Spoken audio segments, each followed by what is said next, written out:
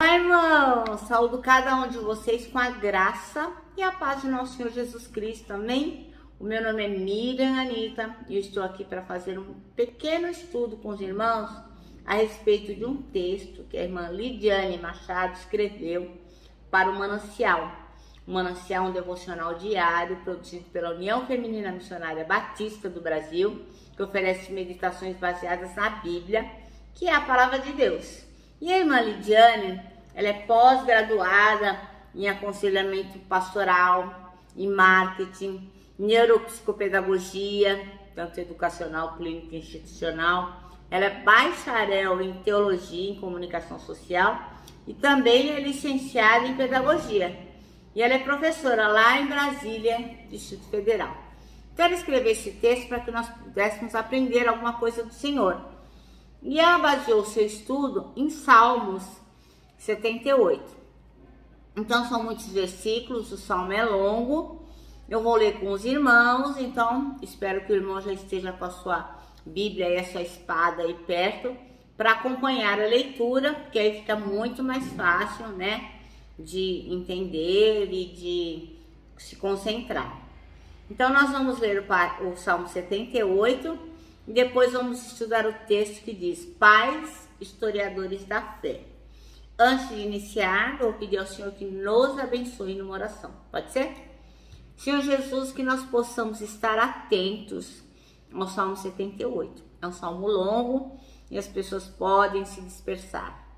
Mas que nós possamos nos lembrar que é a Tua palavra que fala ao nosso coração, que nós possamos estar concentrados. Ensina-nos, Pai, e que nós possamos realmente colocar em prática tudo o que o Senhor tem para nos dizer. Em Teu nome que oramos, Jesus. Amém. Bom, então vamos lá? Salmo 78. É um salmo de Asaf. E este salmo é um salmo que é classificado como salmo de pacto, que é um salmo que relembra os salmos de pactos. Eles relembram o momento em que Deus estabeleceu a sua aliança com Israel. Então, é importante que nós saibamos disso, que cada salmo tem a sua classificação, e esse é um salmo de pacto. Vamos lá? Pegou a sua Bíblia? Então vamos lá. Ó, meu povo, ouça minhas instruções, abra os ouvidos para que eu direi, pois lhe falarei por meio de parábola. Ensinarei enigmas de nosso passado, história que ouvimos e conhecemos, que nossos antepassados nos transmitiram. Não esconderemos essas verdades de nossos filhos, contaremos à geração seguinte os feitos gloriosos do Senhor, seu poder e suas maravilhas. Pois ele estabeleceu seus preceitos a Jacó, deu sua lei a Israel, ordenou a nossos antepassados que ensinassem a seus filhos, para que a geração seguinte, os filhos ainda por nascer, a conhecessem, e eles, por sua vez, a ensinarão a seus filhos. Portanto, cada geração deve pôr sua esperança em Deus, não esquecer de seus poderosos feitos e obedecer os seus mandamentos. Assim, não serão como os seus antepassados, teimosos, rebeldes e infiéis, que se recusaram a confiar em Deus de todo o coração. Os guerreiros de Efraim, embora armados de arcos, deram meia volta e fugiram no dia da batalha.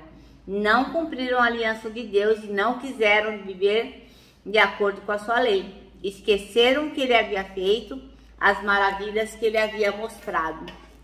Os milagres que realizara para os seus antepassados na planície de Zoan, na terra do Egito.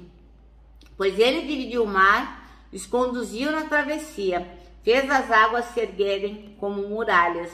Durante o dia os guiava como uma nuvem, durante a noite com a luz de fogo. No deserto partiu as rochas para lhes dar água, como que jorra de um manancial. Da pedra fez brotar riachos, correr águas como um rio. Ainda assim, continuaram a pecar contra ele e se rebelaram contra o Altíssimo no deserto. Puseram Deus à prova em seu coração e exigiram a comida que tanto queriam. Chegaram a falar contra o próprio Deus, dizendo: Deus não é capaz de nos dar a comida no deserto. Sim, ele pôde bater numa rocha e dela fazer brotar água mas não é capaz de dar pão e carne ao seu povo. Quando o Senhor os ouviu, se enfureceu. O fogo da sua ira ardeu contra Jacó. Sim, sua ira se levantou contra Israel, pois não creram em Deus, nem confiaram em seu cuidado. Apesar disso, ele deu ordem às nuvens, abriu as portas do céu, fez chover maná para alimentá-los, deu-lhes pão dos céus. Eles comeram o pão dos anjos, receberam comida à vontade. Ele enviou dos céus o vento do leste e por seu poder guiou o vento do sul. Fez chover carne como se fosse pó, muitas e muitas aves como a areia da praia. Fez aves caírem dentro do acampamento, ao redor das suas tendas. O povo comeu à vontade. Ele atendeu o desejo deles. Mas antes que estivessem satisfeitos, enquanto ainda tinham comida na boca, a ira de Deus se levantou contra eles. Ele matou seus homens mais fortes, feriu mortalmente os jovens de Israel. Ainda assim, continuaram a pecar. Não confiaram em Deus, apesar das suas maravilhas. Por isso, reduziu a vida deles a um sopro e fez seus dias terminarem em terror. Quando Deus começou a matá-los, finalmente o buscaram. Arrependeram-se e levaram a Deus a sério. Então, lembraram que Deus era sua rocha, que o Deus Altíssimo era o seu Redentor. Contudo, foi só da boca para fora, pois mentiram para eles com os lábios, pois o coração não era leal a Deus, não foram fiéis à sua aliança. No entanto, ele foi misericordioso, perdoou seus pecados e não os destruiu. Muitas vezes conteve sua ira e não se enfureceu contra eles, pois se lembrou de que eram simples mortais, passam como o vento que não volta mais. Quantas vezes se rebelaram contra ele no deserto e o entristeceram naquela terra desolada. Repetidamente puseram Deus à prova e provocaram o Santo de Israel. Não se recordaram do seu poder, nem do dia em que ele os resgatou dos seus inimigos. Não se lembraram dos sinais que ele fizera no Egito, das maravilhas realizadas na planície de Zoan. Ele transformou os rios em sangue para que ninguém bebesse de suas águas. Enviou enxames de mosca para devorá-los e rãs para destruí-los. Entregou suas plantações às lagartas e as colheitas aos gafanhotos. Destruiu as videiras com granizo e as figueiras com geadas. Entregou seu gado à chuva de pedras e seus rebanhos aos raios. Lançou sobre ele a sua ira ardente, sua fúria, indignação e hostilidade. Enviou contra eles muitos anjos destruidores. Voltou sua ira contra eles, não lhes poupou a vida, mas os devastou como a peste. Matou todos os filhos mais velhos do Egito, a flor do Egito na terra de Caim. Mas conduziu seu povo como um rebanho de ovelhas e os guiou em segurança pelo deserto. Manteve-os a salvo e não tiveram medo. O mar encobriu seus inimigos. Levou o povo até a fronteira da sua terra santa, a região montanhosa que para eles conquistou. Diante deles, expulsou as nações e repartiu entre eles sua herança. Estabeleceu as tribos de Israel em seus lugares. Ainda assim, continuaram a pôr à prova o Deus Altíssimo e a se rebelar contra ele. Não obedeceram aos seus preceitos. Voltaram atrás e foram infiéis com seus antepassados. Mostraram-se indignos de confiança como um arco defeituoso. Provocaram a ira de Deus ao construir altares para outros deuses. Com seus ídolos, despertaram neles ciúmes. Quando Deus os ouviu, se enfureceu e rejeitou por completo Israel. Abandonou a sua habitação em Siló, o tabernáculo, onde vivia no meio do povo. Deixou que a arca do seu poder fosse capturada, entregou sua glória nas mãos dos inimigos. Permitiu que seu povo fosse morto à espada, pois se enfureceu com eles sua propriedade. Os jovens foram consumidos pelo fogo e as moças não puderam cantar canções de núpcias. Os sacerdotes foram mortos à espada e as viúvas não puderam lamentar as mortes. Então o Senhor se levantou como de um sono, como um guerreiro que desperta da embriaguez, fez os inimigos recuarem e os entregou à vergonha para sempre. Rejeitou, porém, os descendentes de José, não escolheu a tribo de Efraim.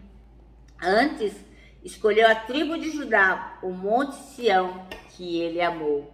Ali construiu seu santuário, alto como os céus, firme e duradouro como a terra. Escolheu Davi, seu servo, e dos currais o chamou. Tirou-o do pastoreio de ovelhas e cordeiros e o tornou pastor de descendentes de Jacó, o povo que a Deus pertence, a Israel. Com o coração sincero, Davi cuidou deles e os conduziu com sensatez. Amém? Bom, irmãos, então o versículo escolhido foi o 4, que diz: não os esconderemos dos nossos filhos, contaremos à próxima geração os louváveis feitos do Senhor, o seu poder e as maravilhas que fez. Então, este longo discurso, esse longo salmo, vai descrevendo por todas as etapas pelas quais o povo de Deus passou até chegar em Davi, né, que acabou sendo honrado porque amou o Senhor. Então, a irmã Lidiane Machado disse assim, que o marido dela gosta de contar história para as crianças deles, e os meninos, as crianças têm muita curiosidade de saber, mas o que o senhor fez na infância? Do que o senhor brincava? Isso é muito comum, meu filho também tinha essa curiosidade, né? Coisas do passado, e mesmo coisas que ele fazia, ele tem curiosidade, né? Então, essa é uma pergunta usual que as nossas crianças fazem, né? Mas ela conta que o interessante é que ela percebeu que tudo o que as crianças passaram a gostar, música, arte, literatura, leituras, enfim, acabaram sendo direcionados, pautados por aquilo que eles compartilhavam.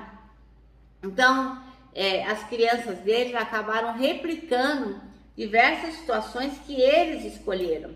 E eu tenho isso também na minha casa, né? Por exemplo, na época que meu filho era pequeno, eu ouvia muita música popular brasileira, MPB. E meu filho hoje, com 30 anos, ele sabe de cor letras da Elis Regina, Belchior, Toquinho, muitos cantores brasileiros, que eu fico pensando, quando foi que ele ouviu? Mas na verdade, foi porque tocava na minha casa, porque a gente via, a gente assistia. O gosto pela leitura que meu filho tem, ele herdou de mim. Então são coisas que nós vamos ensinando aos filhos e a gente nem tem noção de quanto marca isso, né? As crianças, elas repetem o que fazemos pela exemplaridade, muito menos pelo que falamos, mas por aquilo que fazemos, né?